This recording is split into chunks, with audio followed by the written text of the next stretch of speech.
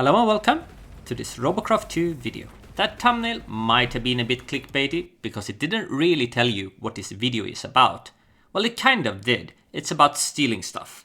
In a game like Robocraft 2, you can't really discover everything yourself. So a great way to improve your own builds is to look at what other people did and what they did great, and then steal that stuff and put it on your own builds.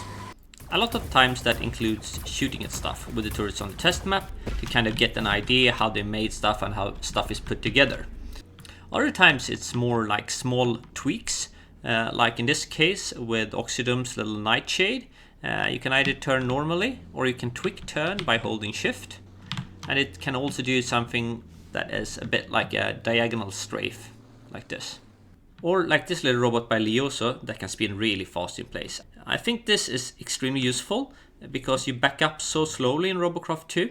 The backward speed is extremely slow with wheels. So if you have something in front of you that you need to run away from, it's a lot better to turn around and do that than to try to kind of back up.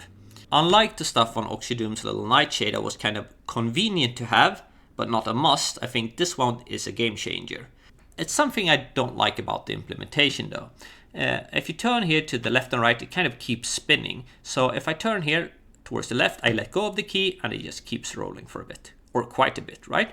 So you kind of have to try to break it. It's not really precise. If I want to kind of turn my robot and stop at a certain direction, that's almost impossible.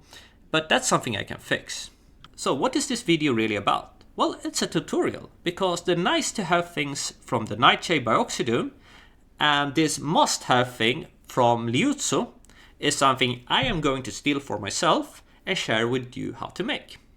So I made this little robot. The turret is also a stolen idea because it's this is not a turret tutorial, but it's also stolen from Nightshade by Oxydome because I was kind of looking at how that one was made when I made this one.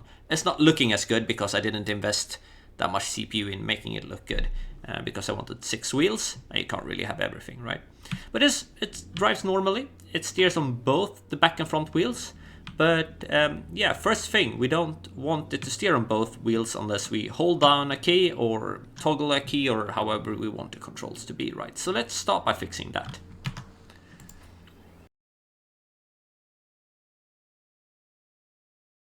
So one extremely CPU efficient way to do this would be removing here, like this. Then use a multiplier block and take this to the key we want for the quick steer, let's say crouch, and then we take the other input from left right here like this, and we connect this one to steering, and I will show you in test mode. Now it only turns with the front wheels, and if we press crouch we turn with both front and back wheels. So quick turn on crouch in this case. There's just one thing I don't really like about this, and I know it's not very there's one thing I don't like about this, however, and I know it's extremely unlikely, but let's say this one is gone. Someone managed to hit that one, but you also lost your front wheels. Now there's no way to use your back wheels because they were connected through that logic. I'll put this logic back here. The way I do it will cost 4 more CPU, but I think it's worth it. It might not actually be worth it, but it's nice to know that your base functionality will always be there. So you will always be able to turn with the back wheels if you want to, regardless of how much of your robot is gone. So what I want to do is override the original signal unless I hold the key down. So I will use a NOT gate for that.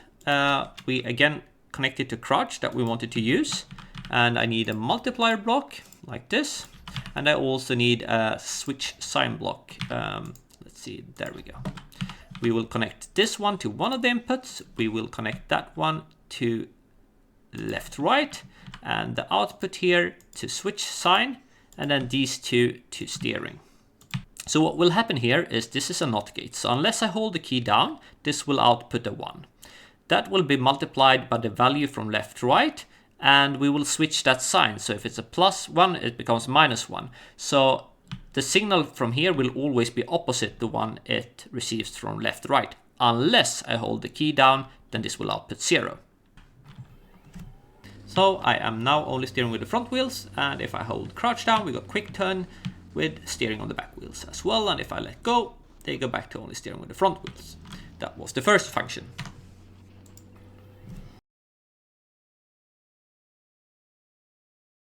And now it's time for the diagonal strafe. Now in the diagonal strafe we want all the wheel pairs to turn in the same direction, so either left or right, depending on the direction you want to strafe in. The front wheels will turn in the correct direction, and the middle ones right now don't have steering, and the back ones will turn in the wrong direction. So we'll have to fix that. Like I mentioned previously, I don't want to reroute the original logic to the wheels, because then if our logic plate is fried, we lose steering, right? So instead I want to override this signal. A good way to override stuff is with an adder mat block. So if we place an adder mat block here, and we connect both these inputs to steering, so we take left, right here, what this will do is pretty much just double whatever comes from here, right? So if it's a 1, it will be 1 here, and output will be 2. If it's -1, it will be -1, -1, output will be -2. Then we use a multiplier block here. It's very important that we use a multiplier block here, together with the key we want to use for this, space, and not an AND gate. Because if you use an AND gate with like this output and space, then the output will only be 1. It won't retain the information of -2 or +2. It will just output 1 if both are true.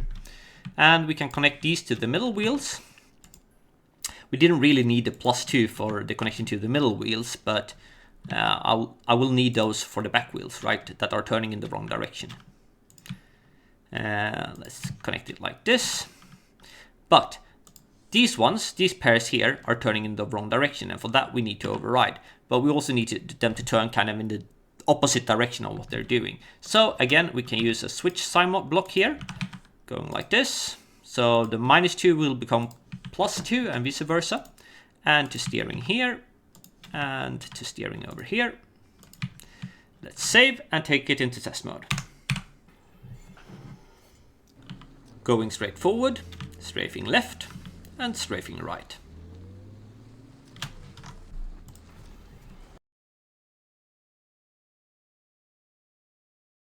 And now it's time for the most complicated one. For that we need several things. We need the wheels to kind of form a circle, and we want to, when we go left, we want the right hand side to go forward and left hand side backward, and if we want to go right, the left hand side forward and the right hand side backwards.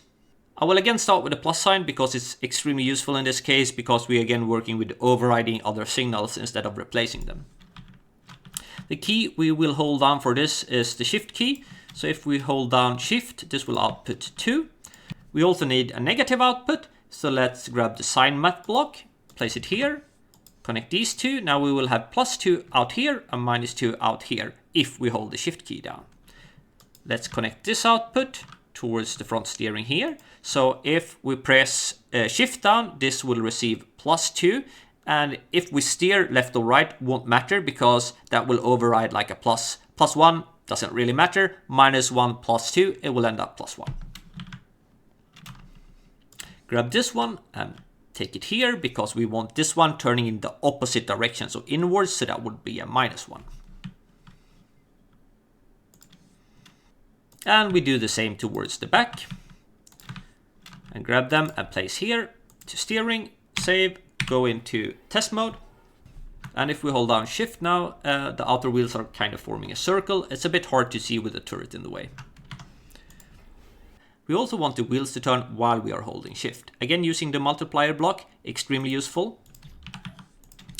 Connect this one to shift, that was the key we wanted to use. Grab the left, right towards the other side.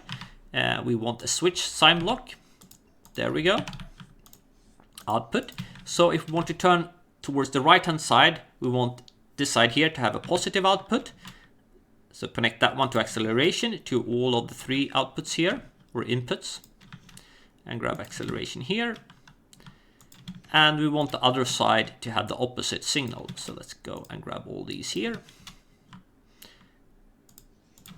Like this. Save again and take into test mode. And now we can spin in place like this, extremely useful. Just the one thing I didn't like about it that I mentioned earlier, it kind of keeps spinning when I let go of the key. So that's the last thing we need to fix, is that it kind of breaks as I let go of the key. For that, we need 2 equal mat blocks. One to left right hand side here. So I know this starts to look like a spider's nest. So what this does is that if E equals B, then this output will be positive. If not, it will be 0. If we hold down either left or right here, it will be -1 or +1, and that will not equal 0, and the output will be 0. If we don't hold down the key, the output will be 1. And same here for forward, backward. We pair that with an AND logic gate. And the AND logic gate we put to both the outputs, so both of these have to be active, meaning we are not pressing either forward, backward or left, right, and then we just take this one to all of the brakes.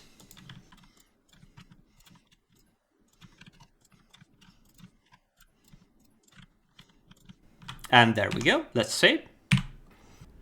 So now we can still spin as fast as we want, but as soon as I let go of the key, it will stop, so I can do very precise movements. So I like this a lot better.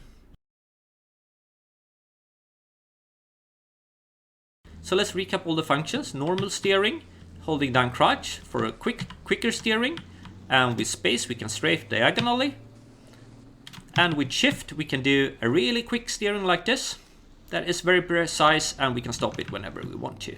You might not want all of these functions on the same robot, but this being a logic tutorial, I thought I'd show you all of them, and then you can choose what fits your playstyle. After playing around having these functions on my robot in multiplayer matches, I can say that by far the quick turn feels like the most useful one. It can be a game changer in some situations when you really need to maneuver quickly in tighter spaces. Some final words. With logic in Robocraft 2, I find that most of the time there are smarter, more efficient ways to do logic. So if you can figure out a way to do the same thing using less logic while still not jeopardizing the base functions, just leave a comment below and I'll update with that, at least in text, right? Secondly, if you like this guide, if you found these stolen ideas to be useful for you, give a thumbs up, maybe subscribe. Cheers!